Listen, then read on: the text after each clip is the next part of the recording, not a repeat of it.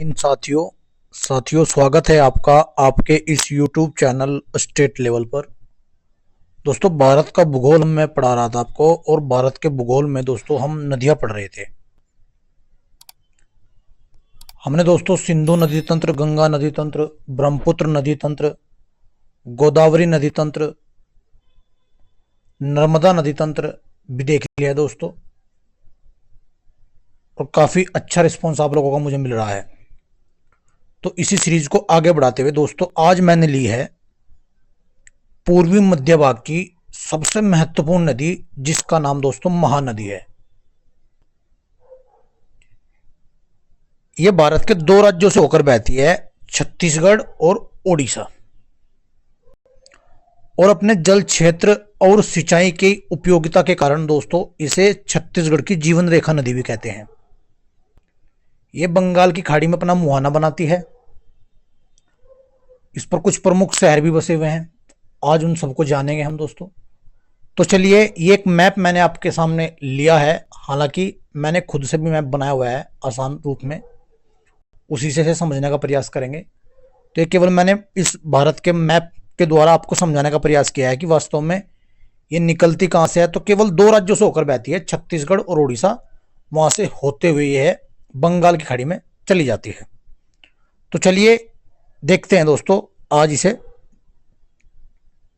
ये मैप मैंने दोस्तों में लिया है, ये निकलती है और इधर ओडिशा से होते हुए बंगाल की खाड़ी में अपना जल गिरा देती है, लेकिन हम इसे जानेंगे खुद के द्वारा बनाए गए मैप के द्वारा। चलिए, तो ये मैप मैंने एक ड्रॉ किया है, जो आप देख सकते हैं दोस्तों।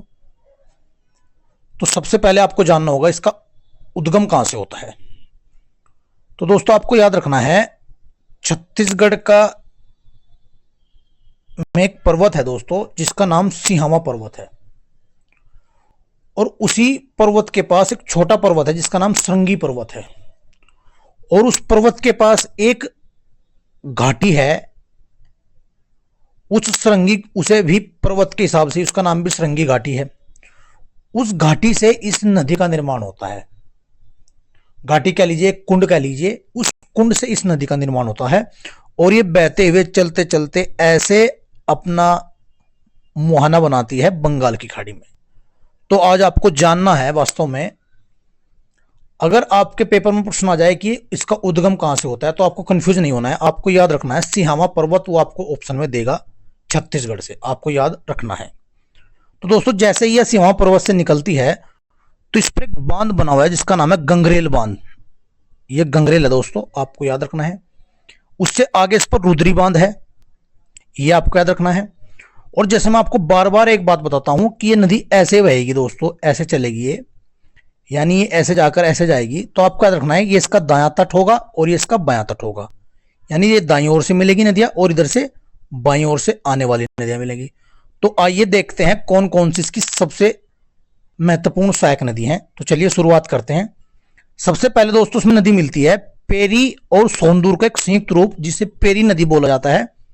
और एक स्थान है दोस्तों छत्तीसगढ़ में जिसका नाम है राजिम, वहां पर ये दोनों नदी का एक संयुक्त रूप मिलता है, जिसे वास्तव में कभी कभार पेरी नदी कह देते हैं। हालांकि गूगल पे अगर आप सर्च करोगे तो उसका नाम पेरी ही नदी है, क्योंकि पेरी नदी और सोंदूर नदी का एक संयुक्त रूप पेरी नदी से जाना जाता है। और पेरी नदी जो मिलती है, इसमें पहली जो इसके दाएं तट से मिलने वाली जो नदी है दोस्तों, वो पेरी नदी मानी जाती है। उसके बाद सूखा नदी इसमें मिलती है, कोडरन नदी इसमें मिलती है, और एक नदी बाल मदही नदी इसमें दोस्तों मिलती है। ये इसकी हुई दाएं तट से मिलने वाली प्रमुख नदियां। उसके बाद दोस्तों शिवरी नारायण एक स्थान है जहां पर इसमें एक महत्वपूर्ण नदी मिलती है, जिसका नाम है शिवनाथ नदी, जो इसकी सबसे लंबी सहायक नदी है, क्योंकि ये 290 किलोमीटर छत्तीसगढ़ में प्रवाहित होती है, 290 किलोमीटर।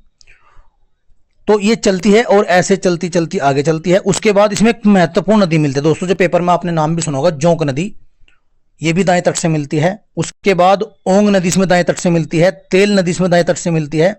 तो दोस्तों ये तो हुआ इसका दायां तट। उसके बाद बाएं तट से देखते हैं, एक दोस्तों इसमें प्रमुख नदी मिलती है हंसदो, जिसे हंसदेव नदी भी कहते हैं, ये देखो बाईं ओर से मिलने वाली। एक मंदा नदी इसमें मिलती है।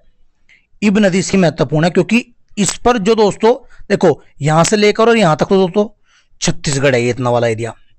इसके बाद दोस्तों जैसे ये एंटर करती है ओडिशा में, तो इस पर एक प्रमुख और भारत का सबसे लंबा बांध आता है जिसका नाम हीराकुंड है। लगभग 4 किलोमीटर का ये बांध है दोस्तों, आपको याद रखना है, ये बांध लगभग 4 किलोमीटर का है।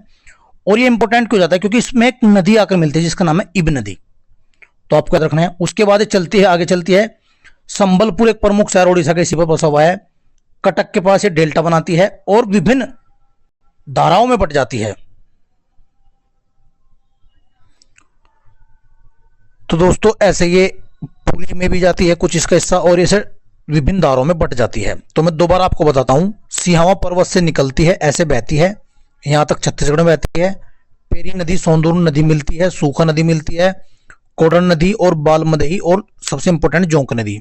उसके बाद शिवनाथ नदी, हंसदो नदी, मंदा नदी और इब नदी दोस्तों इसमें आकर मिलती है। नीचे से फिर दाएं तरफ से ओंग नदी, तेल नदी इसमें दोस्तों आकर मिलती है। ओडिशा का संबलपुर और कटक इस पर बसे हुए हैं, जबकि छत्तीसगढ़ का कांकेर, चंपारण और रायपुर इस पर दोस्तों बसे हुए हैं। और ये पूर्व मध्य भारत की सबसे पुरानी और सबसे महत्वपूर्ण नदी दोस्तों मानी जाती है। चलिए आगे बढ़ते हैं और देखते हैं, डिटेल देख लेते हैं। यह नदी अमरकंटक पठार पर स्थित सिहावा छत्तीसगढ़ से निकलती है और ओडिशा में कटक शहर के पास डेल्टा बनाती है। मैंने बताया छत्तीसगढ़ में महानदी बेसिन धान की खेती के लिए प्रसिद्ध है। हीराकुंड और टिकरपारा, देखो हीराकुंड और टिकरपारा जैसी परियोजनाएं इसी नदी पर निर्मित हैं। हंसदेव, इब, शिवनाथ और जोंक इसकी प्रमुख सहायक नदी दोस्तों है, यही मैंने आपको बताई। तेल नदी भी इसमें आपको याद कर लेना। वैसे तो मैंने चित्र के माध्यम से प्रत्येक नदी को इसमें बता दिया, लेकिन फिर भी आप इसको ध्यान से देखिएगा। तो दोस्तों यहीं पर महानदी हमारी कंप्लीट हो जाती है। आप इन सभी वीडियो को देखते रहिए ताकि नदियों से संबंधित कोई भी जानकारी आपकी ना छूटे। तो दोस्तों मुस्कुराते रहिए, पढ़ते रहिए, आगे बढ़ते रहिए। जय हिंद दोस्तों।